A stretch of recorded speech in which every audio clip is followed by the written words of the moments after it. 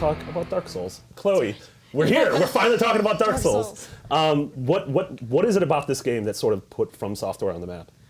It was just different than anything that had come out recently. I mean, it gave, I think Miyazaki recently said in an interview that the reason it got so big is because people always wanted games like this. It was just challenging but fair. Yeah. And I think that's something that a lot of people don't really get about Dark Souls. It doesn't hate you, you know? It wants you to win. It teaches you as you go, and like...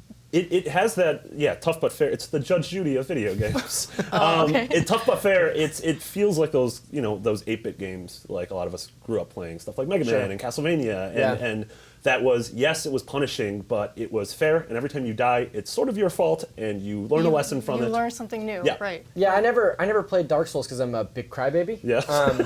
But I did play a lot of Bloodborne, and that was, I finally kind of got what everybody's talking about in the way that, like, it teaches you things in every system and in every step of that game. Like, every time you get incrementally a little further, it's because of the mistakes that you made in the past. Yeah. And that's just a really interesting way to design it, like a really interesting aspect to design a game around. Is like, yeah, it's tough as nails, but if you have the tenacity, like, you can get through it. Yeah. Oh. I think like the best aspect too, like one of my favorite parts about it is the level design. Yeah. I mean, it just blew me away. Like the first time you come upon Firelink Shrine, right, and everybody always goes down that path with the skeletons, and then you realize like, oh, things don't scale with you. You know, the world's not going to cater to your little newbie. Like, well, and so much of it is open right from the get-go. And you're like, I'm gonna go into the graveyard and fight, and you're like, oh, I can't do that. And you're like, well, I'm gonna go into the ruins below, and it's like, no, I can't do this either. No. Yeah.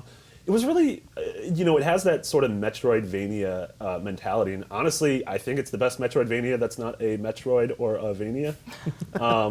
Just in the way it's kind of winding, interlocking. It's winding. I mean, that first time, it's a couple hours into the game, you're up near the chapel, and you take an elevator down, and you're like, I don't know where I'm going, and then you end up back at the Firelink Shrine, you're like, oh, this is what this game is. Yeah.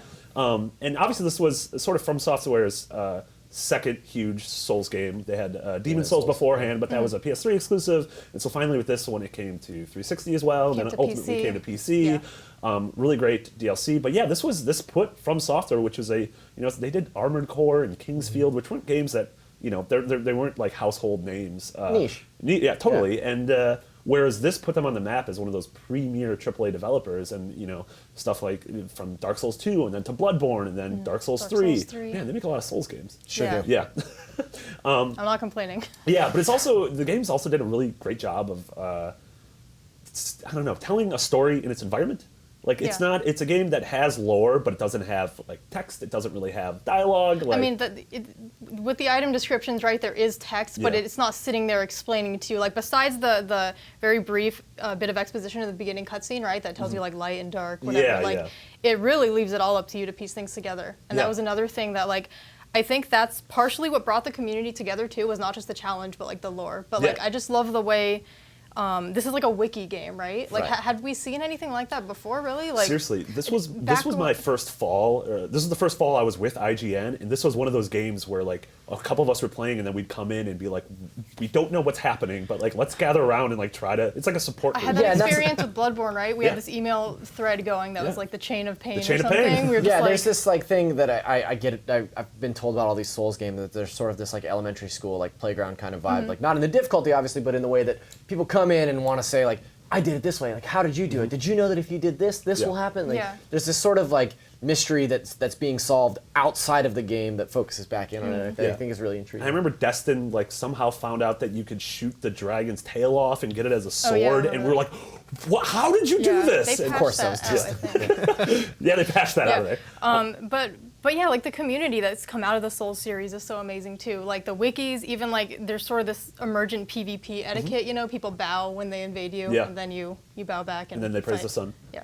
And the bosses. Like, the last thing you have to talk about in this game is, like, those boss fights. Every time you stumble upon one, you get that cool, like, intro cinematic, and you're like, I don't know what this is, and I can't possibly beat it. Gaping Dragon? There's a whole dragon. It's a weird little... It's got, like, skin flaps, and I don't want to talk about him anymore. He's a real mean dragon.